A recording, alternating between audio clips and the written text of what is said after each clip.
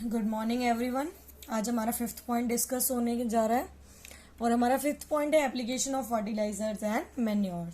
यानी कि अब हमें अपनी खेत में क्या डालने की ज़रूरत पड़ गई है, फर्टिलाइजर्स और मैन्योर। मैन्योर हम खाद के बारे में पहले पढ़ चुके हैं। अब खाद के साथ साथ हम फर्टिलाइजर्स का इस्तेमाल कर रहे हैं। देखो, फर्टिलाइजर्स भी एक तरीके से खाद है, लेकिन ये एक्चुअल में क्या होते हैं, मैन मेड होते हैं। मैं आपको इसको पैराग्राफ के तरह डिस्कस करूंगी तो डिफिकल्ट टास्क हो जाएगा। मैं आपको सीधा क्या है डिफरेंस बिटवीन में लेकर आती हूँ। यहाँ पे आपको सारा टॉपिक भी समझ में आ जाएगा, इसका बेनिफिट क्या है वो भी समझ में आ जाएगा, क्यों इनका इस्तेमाल किया जाता है वो भी समझ में आ जाएगा।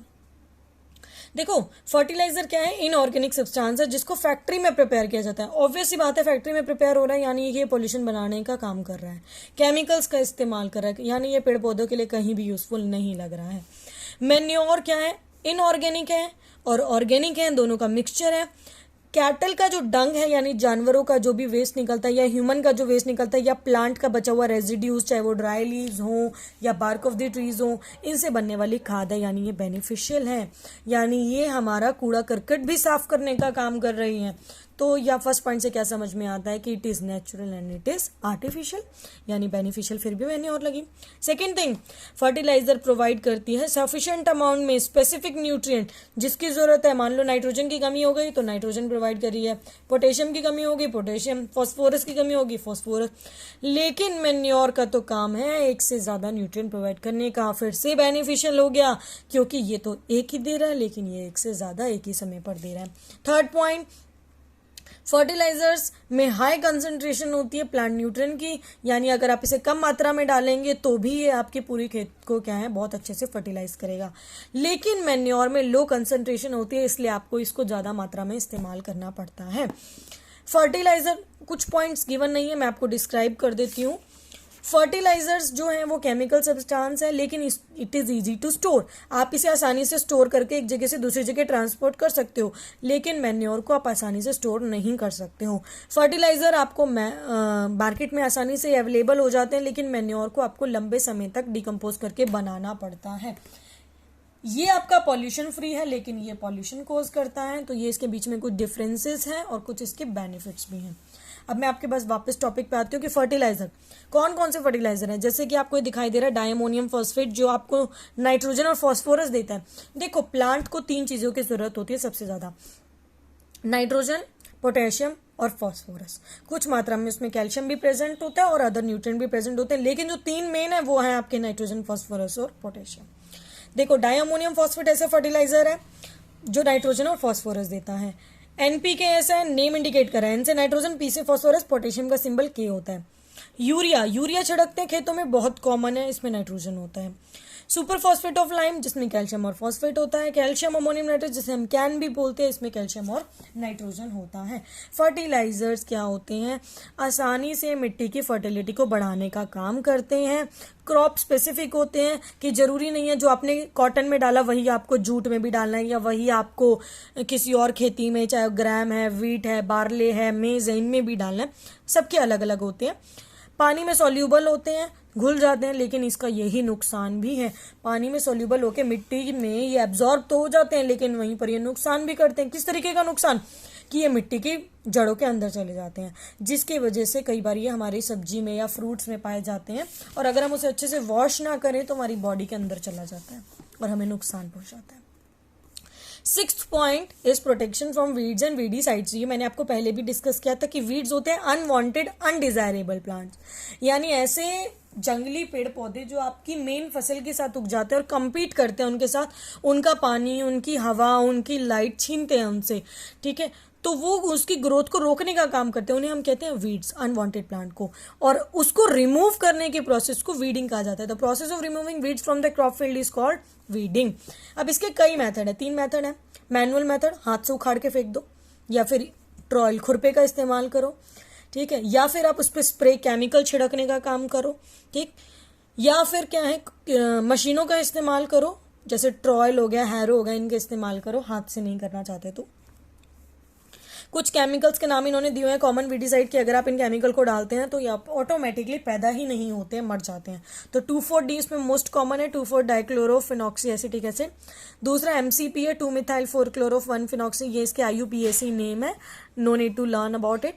इसको आप फर्दर हायर क्लासेस में पढ़ेंगे, अगर आप करना चाहते हो तो लेफ्ट साइड के नेम्स लर्न कर सकते हो। ब्यूटाक्लोर, ये कुछ किसके नाम है, केमिकल के नाम है, केमिकल वीडीसाइड्स हैं जो मदद करते हैं हमें ताकि कोई भी जंगली पेड़ पौधा ना उगे। अब जंगली पेड़ पौधे होते कैसे हैं, देखो चुलाई हिंदी नाम है इसका, वैसे इसको एमरेंथिस बोलते हैं साइंटिफिक नेम। वाइल्ड ओट, जो जवे उग जाते हैं ना, तो ये जंगली जवे होते हैं। चीनोपोडियम, जिसे हम बथुआ कहते हैं, बथुआ हालांकि हम लोग बथुए का रायता बनाते हैं, हम खाने के लिए भी इस्तेमाल करते हैं, लेकिन ऐसा माना जाता है कि हमारी मेन फसल में ये जंगली होती है, इसका हम उनके लिए कोई काम नहीं है, इसको हम जानवरों को भी खिलाने का काम करते हैं। पर अगर इसे हम खाएं तो हमारे लिए भी बेनिफिशियल है, कोई नुकसान की बात नहीं है, अब कुछ गलत नहीं है। 7th point is protection of crops from birds animal disease. अब सबसे बड़ी प्रॉब्लम यह है कि आपने फेंसिंग लगा दी तो जानवरों से तो बचा लिया, एनिमल से, पक्षियों का क्या करोगे, ऊपर तो फेंसिंग कर नहीं सकते, कितनी ऊंचाई तक लेके जाओगे, जो छोटे मोटे पेस्टिसाइड्स पेस्ट लग जाते हैं, कीड़े मकोड़े लग जाते हैं, उनको कैसे बचाओगे। तो प्रोटेक्शन फ्रॉम स्ट्रे एनिमल्स, यानी जंगली जानवरों से बचाना है तो फेंसिंग कर दी आपने। अगर आपको पक्षियों से बचाना है तो हम स्केयर क्रो का, जैसे आपको दिखाई दे रहा है स्केयर क्रो लगाया हुआ है, पहले मटके लगा दिए सजा के, या फिर कोई ऐसा इंसान के लुक में खड़ा कर दिया डमी ताकि डरे उससे, या बीटिंग ड्रम। कई बार क्या होता है, एक पेड़ों के ऊपर, आम के पेड़ पर या जो बड़े बड़े पेड़ होते हैं उनके ऊपर एक पिक्का लटका देते हैं, जैसे रिफाइंड वगैरह तेल आता है ना, उसमें कुछ एक स्टिक लगा देते हैं, तो जब भी वो पेड़ की डाल हवा में हिलती है वो जोर जोर से बजता है, तो पक्षी वहां पर आते ही नहीं है, डर के भाग जाते हैं। डिजीज से कैसे बचाएंगे, अगर उसमें कोई इंसेक्ट्स लग गई, फंगी लग गया, बैक्टीरिया लग गया, तो बहुत सारे पेस्टिसाइड्स आते हैं, वो छिड़क सकते हैं, इंसेक्टिसाइड्स आते हैं वो छिड़क सकते हैं, ताकि वो बैक्टीरिया से आपको बचाने का काम करें, यानी फसल को बचाने का काम करें। तो ये कुछ मेथड है। या फिर जब आप बीजों को उगाएं तो उन बीजों का ध्यान रखें कि वो बीज गीले ना हो, फंगिस ना लगी हो उसके ऊपर बिल्कुल भी किसी भी तरीके की, वो फुली ड्राइड हो, उनकी क्वालिटी अच्छी हो, डिजीज रेजिस्टेंट हो, जो हम पहले डिस्कस कर चुके हैं। अगर आप पेस्ट से बचाना चाहते हो तो उसमें क्या है, आप कुछ स्प्रे कर सकते हो, केमिकल्स बहुत सारे आते हैं जो रोडेंट्स यानी चूहे की एक वैरायटी है, हैमस्टर्स भी आपने सुना होगा, इनसे बचाने का काम करते हैं। तो आप पेस्टिसाइड्स को छिड़क सकते हो, कुछ कुछ टाइम इंटरवल पे यूरिया छिड़कने जाते हैं, जैसे कुछ दवाइयां हैं जो छिड़की जाती हैं, उनमें से मैं आपका एक का नाम बता रही हूँ, BHC, जिसका कॉमन नाम गैमेक्सिन है, मेलेथियन, डाइमक्रॉन, पॉलीथियन, आप इसके नॉर्मल नेम याद करते हो, BHC लर्न कर सकते हो, या इन तीनों में से जो आपको याद हो कोई एक नाम याद कर सकते हो, कोई भी 1 से 2 नाम इंसेक्टिसाइड्स का सफिशिएंट है। तीसरा वो क्या कह रहा है, प्रिकॉशन। अब जब आप पेस्टिसाइड या फर्टिलाइजर डालने जाते हो तो सबसे पहली बात उस पैकेट पे लिखी होती है प्रिकॉशंस आपको क्या देनी है। जब आप पेस्टिसाइड को छिड़कते हैं तो आपकी नाक और मुंह में कभी नहीं जाना चाहिए, उसको कवर करो, उसके बाद उसको छिड़कने का काम करो। जब आप उसके छिड़क रहे हो तो आप उस लंबे लंबे अपने जो शूज़ होते हैं, जो काउबॉय शूज़ टाइप होते हैं, वो जूते पहनने, ताकि आपके पैर ना सड़ें। कई बार क्या होता है, पैर गल जाते हैं, बिल्कुल स्किन पूरी तरीके से गल जाती है इन चीज़ों में, क्योंकि बहुत ज़्यादा रिएक्टिव होते हैं। अपने हाथों को में ग्लव्स डालें, ठीक है। वाइल स्प्रेइंग, जब आप स्प्रे कर रहे हैं तो आपकी पोजीशन कुछ इस तरीके से हो कि हवा आपके मुंह पर ना पड़े, ठीक है। अगर आपके ऊपर से पीछे से हवा आएगी तो बेटर है, अगर आगे से हवा आ रही है तो आपकी आंख में जाने का डर रह सकता है। Immediately after spraying is done wash your hands, face and mouth thoroughly with clean water. अगर आपने इनको स्प्रे किया है खेतों में तो आपको तुरंत अपने हाथों को धोना पड़ेगा, अगर आप नहीं धोएंगे तो आपकी बॉडी के अंदर चला जाएगा और नुकसान पहुंचाएगा। 8th point is harvesting and threshing. अब आपकी फसल खड़ी हो रही है, पकते जा रही है, तो अब आपको इसको हार्वेस्ट करना है, यानी अब उसको काटना है। द प्रोसेस ऑफ कटिंग, काटना और गैदरिंग, इकट्ठा करना मैच्योर क्रॉप को जो पक चुकी है उसको हार्वेस्टिंग कहते हैं। सिकल्स का इस्तेमाल होता है, जिसको दराती बोलते हैं, जिसको खेत में आसानी से फसलें काटने के लिए, या आपने स्पिनच काटते देखती हो या गेहूं काटे हो कभी देखा हो तो सिकल की मदद से काटा जाता है। लेकिन आजकल बड़े लेवल पे मशीनों का इस्तेमाल होने लगे हैं और उन मशीनों का नाम है हार्वेस्टर और थ्रेशर। लेकिन आजकल कंबाइन आ गए हैं, कंबाइन में दोनों चीज़ें होती हैं, हार्वेस्टर भी होता है, थ्रेशर भी होता है, एडवांस्ड मशीन है ये।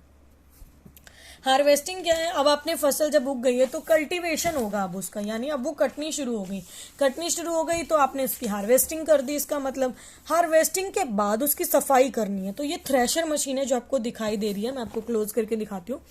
ये थ्रेशर मशीन है जहां आप एक साइड से ऊपर से गेहूं डालना शुरू करते हो, इसका जो अनाज है वो एक साइड होता रहता है और जो इसके ऊपर जितना भी शाफ्ट्स है या जो ग्रेन्स हैं वो दूर होते रहते हैं, इसके अलग होते रहते हैं, तो इसको थ्रेशर मशीन कहा जाता है।